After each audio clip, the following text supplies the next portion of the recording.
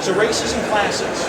Now on the show floor we tie these together, but in the game, you choose your race, you choose your class, the usual thing. It's just tied together for the, it's alpha for God's sake. The Brennock, big rock guys, they're mercenaries.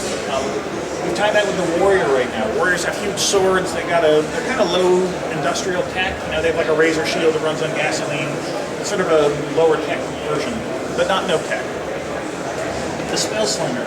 These guys are magicians with guns. They enchant their weapons and then they shoot stuff with them. Kind of fast-paced class, a lot of crowd control, a lot of damage type abilities. The Orin. These guys are sort of animalistic. They're fierce. They're passionate.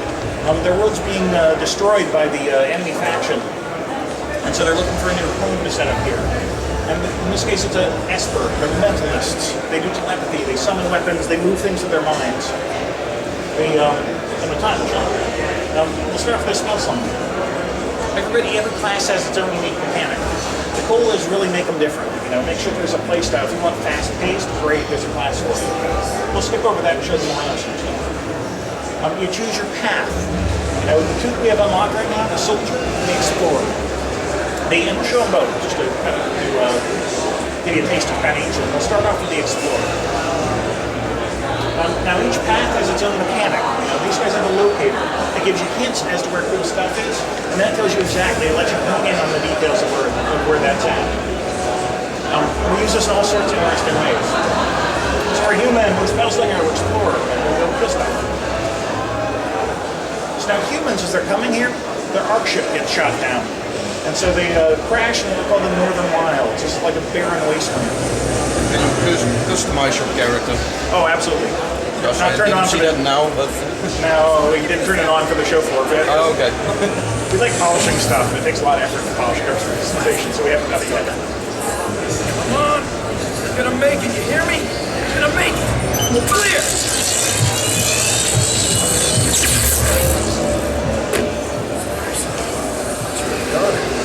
Glad to see I was wrong, but I hate to leave you like this.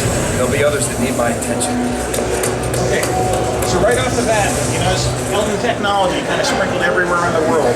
In this case, this is a weather control tower. It's gone awry, and so it's created a storm over the entire zone. A big vortex with snow pouring on it. Your first mission is get that turned off. Help the other settlers, the survivors in the area. We start off, this is the story quest I'm talking about that helps direct you through the zone. We don't do a ton of this, but we do some of it. You rarely get, most of the way you do paths, it's about finding things in the wild, it's about being directed by your path. We teach you in this case how to use your path, and so you get a path quest early on. But usually it's just finding stuff. We'll show what that looks like in the world. And we won't take our quest. Well, what's nice is that there's a cell phone, and so you get called up. As you find stuff, hey, you missed your quest? You get a call to help you out with it. We do this throughout. People call you from the area. If a ship crashes down and there's a pilot who's lost, you get a call on your thing just for being nearby. Well, let's start combat. Here's what that means in terms of momentum. First fight you're doing, you're level 3, you're starting off, you just got out of the tutorial zone.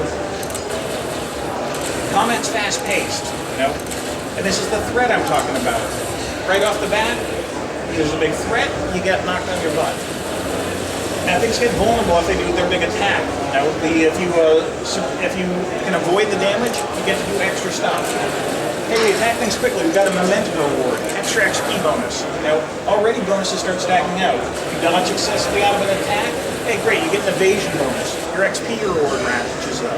Rewards skill play right from the start. Now, simple combat that even noobs can do, but if you're an expert, you take as much as you can to get as many rewards as you can. This is the guy's an explorer, and so his locators pop up saying, hey, something's interesting up at the top of this hill. What do you want to do? How are you going to get up there to deal with it? Often there's multiple ways of doing it. In this case, you can dodge the avalanches going up the hill. This is one of the environmentals we talked about.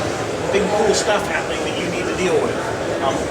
Because a lot of the paths aren't all about combat. It's about dodging stuff in the case of the explorer. It's about finding your new ways, finding the paths up there, and juggling all that at once. You're going to get squished.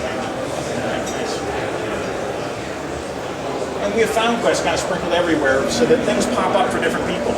Hey, there's a guy buried in the snow, can you let him out? Sometimes it unlocks further content. Sometimes it's just a one-off that lets you do cool stuff. As you get near, Your locator starts telling you, hey, this is the general area that you're in.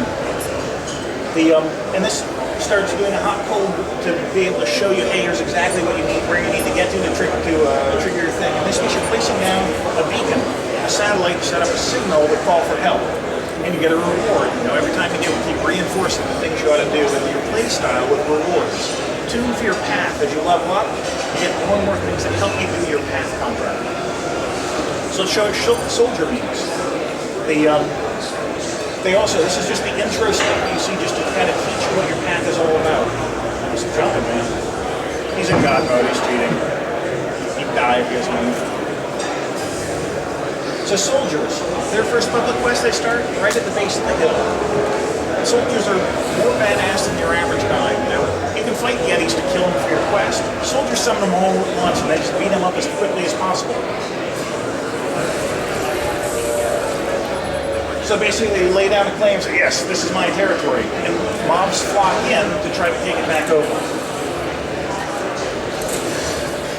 Now what's nice about this is it lets you use some different abilities, because you're fighting hordes of monsters, you get to use your crowd control, you get to use your area of effect abilities, you get to use new class of stuff to fight with even while you're doing this. And as these get more complex over time, you start getting new weapons, new things, different things about how the hordes interact. So it's not always the same, so there's like a variety to it. And often the way this works is it mixes in hordes of stuff with big bosses. In this case, we have 3 hordes of Yetis to go fight, and then the same noises that are attracting all the Yetis wakes up a big boss for us to go beat up as well. That's that movement I'm talking about. These guys are really good at bouncing around. It's called run and then gun. They sort of move from place to place and then shoot the crap out of things. Okay, so we killed our waves of hordes. Now it's boss time. And the key with this is we make it public so that if you see soldiers fighting stuff in huge fights, you can pile in and help out.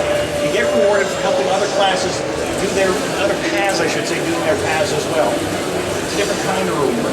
He dodged a big thing, he makes the guy vulnerable, he gets to do more damage. The same things that even the first class are doing, the bosses repeat as well. And even as you're base of the hill, you're already learning new ways to fight these things. And of course you get a big reward for it. Okay, so story-wise, we kind of blaze through what we're doing. The first area, we're teaching you the basic stuff.